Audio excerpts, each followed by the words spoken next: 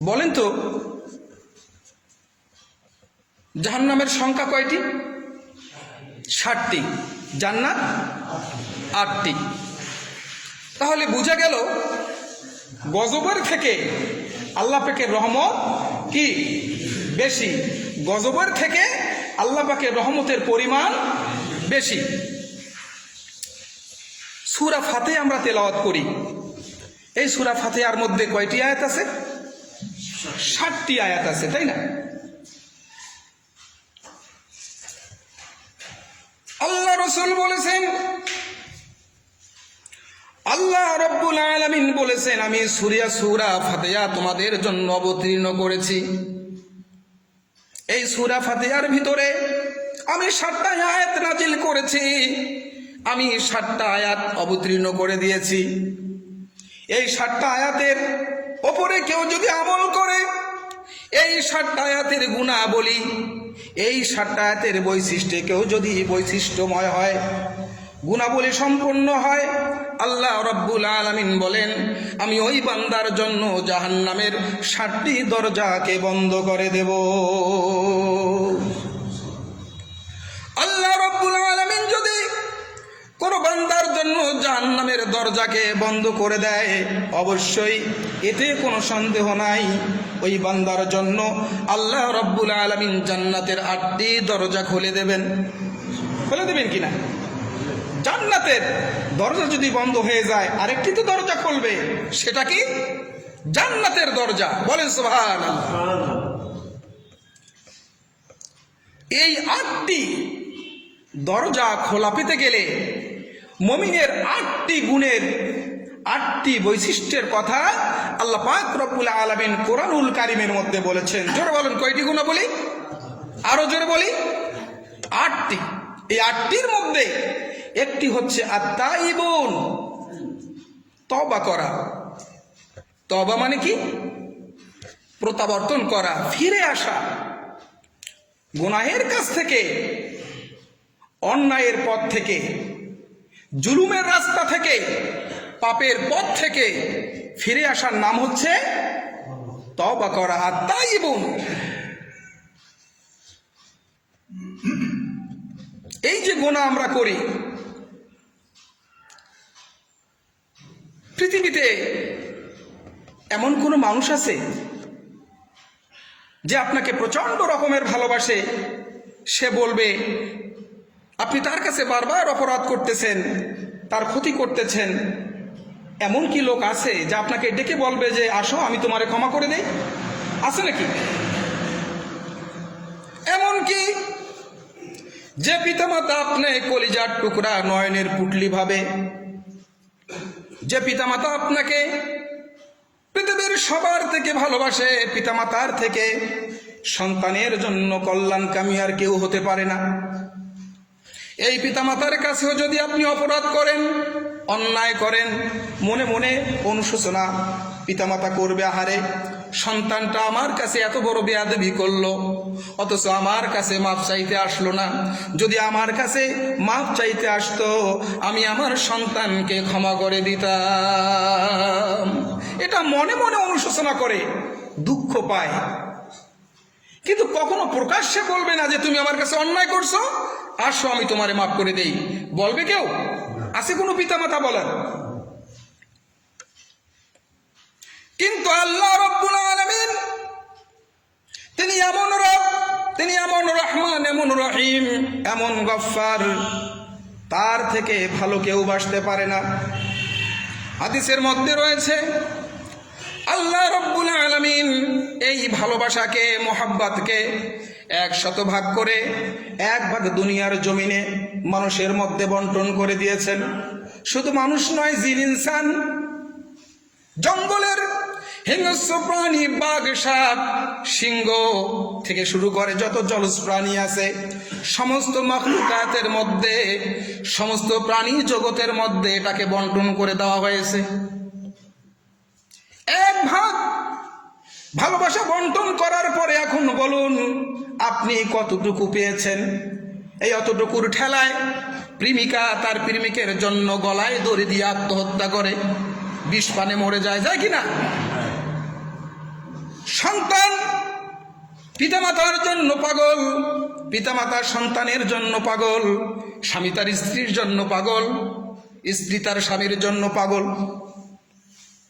আপনি দেখবেন এতটুকুন ভালোবাসার যতটুকুন অংশ পেয়ে বাঘ ওই সিংহগুলি তার সন্তানগুলিকে কত আদর করে। দেখেছেন যে বাঘ কখনো তার বাচ্চাকে খেয়ে ফেলেছে? সে তো হিংস্র, কতটুকু ভালোবাসা পেয়েছে। এই যে আমরা বাড়িতে মুরগি পালি না, পালি কি না? মুরগির বাচ্চা যখন ডিম থেকে বেরিয়ে আসে, একটা বাচ্চাকে ধরে দেখিয়েন তো, মা আপনাকে আস্ত রাখবে না, কি বলে? সমস্ত শক্তি প্রয়োগ করে আপনার উপরে ঝাঁপিয়ে পড়বে, আপনি পড়বে না। এতটুকুন ভালোবাসা পেয়ে যদি আপনাদের আমাদের আর ওই হিংস্র প্রাণীদের অবস্থা এই হয়, যে রব্বুল আলামিন দয়ার সাগর 99 ভাগ ভালোবাসা একাই ধারণ করেছেন, একাই গ্রহণ করেছেন, নিজের কাছে রেখেছেন, সেই আল্লাহ রব্বুল আলামিন বান্দার জন্য কত দয়াশীল।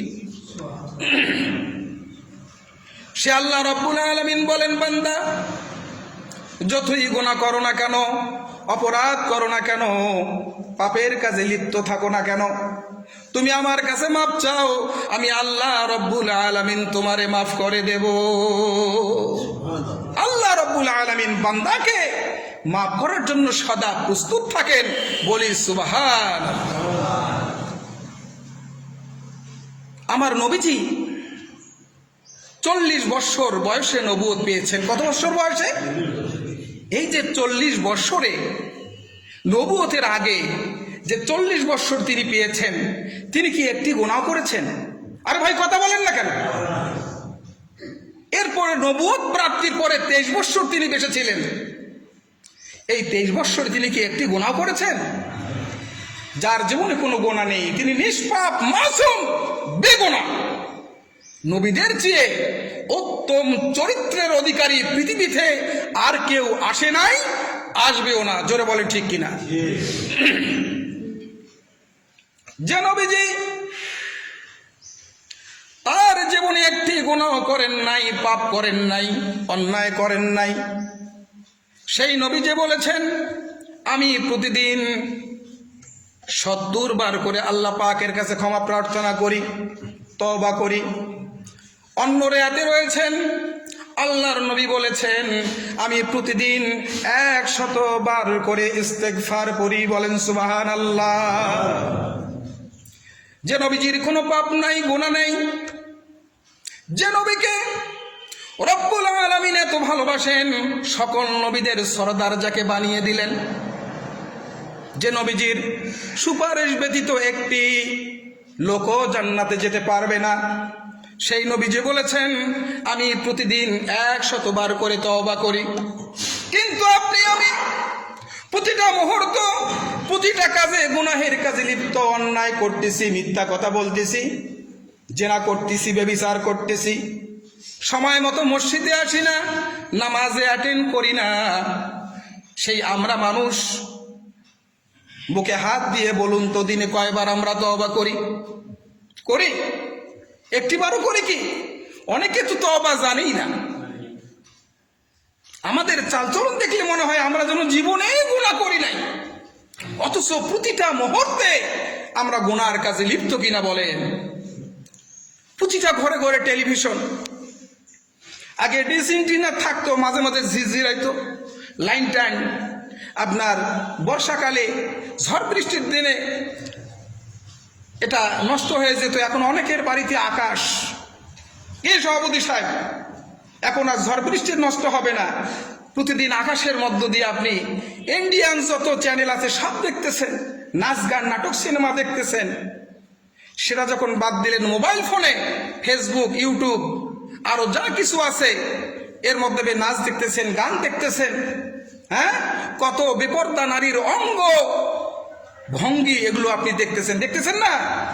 তারপরে আপনাকে ফোন করতেছে, ভাই আপনি এখন কোথায়? আপনি বাসায় থেকে বলতেছেন, ভাই আমি কাছাকাছি চলে আসছি, এই আর কিছুক্ষণ। বেশি বললাম না কম বললাম?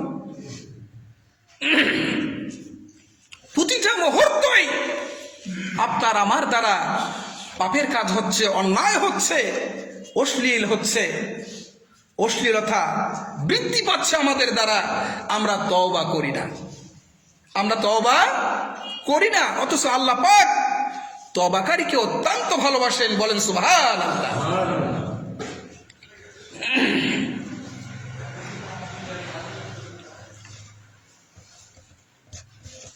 আল্লাহ রাসূল বলেছেন, কেউ যদি গভীর রজনীতে এই ঠান্ডা পানি দিয়ে উযু করে, তাহাজ্জুদের নামাজ পড়ে, সিজদায় চলে যায়, আল্লাহ পাকের কাছে কেঁদে কেঁদে বলে, রব্বুল আলামিন, বুঝি নাই শয়তানের প্রবঞ্চনায় পড়ে, পৃথিবীর মায়ায় পড়ে, সম্পদের মোহে, নিজের নফসের কারণে অনেক অন্যায় করেছি, জুলুম করেছি, পাপ কাজ করেছি, রব্বুল আলামিন বুঝি নাই করে ফেলেছি, রব্বুল আলামিন দয়া করে তুমি আমাকে মাফ করে দাও। আল্লাহ রব্বুল আলামিন বলেন, ওই কুন্দনরত বান্দার চোখের পানি নাকের অর্ধেক আসার আগেই রব্বুল আলামিন তার জীবনের সমস্ত গুনাহগুলি মাফ করে দেন। রব্বুল আলামিন বলেন,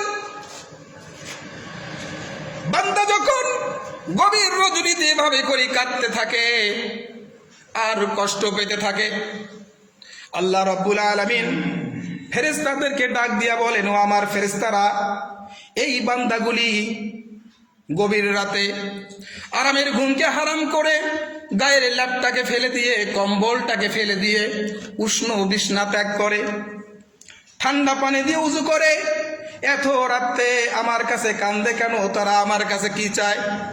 ফেরেশতারা বলে, রব্বুল আলামিন আপনি তো ভালো জানেন। রব্বুল আলামিন বলেন, হ্যাঁ আমি ভালো জানি, তারপরেও তোমাদের কাছে আমি শুনতে চাই।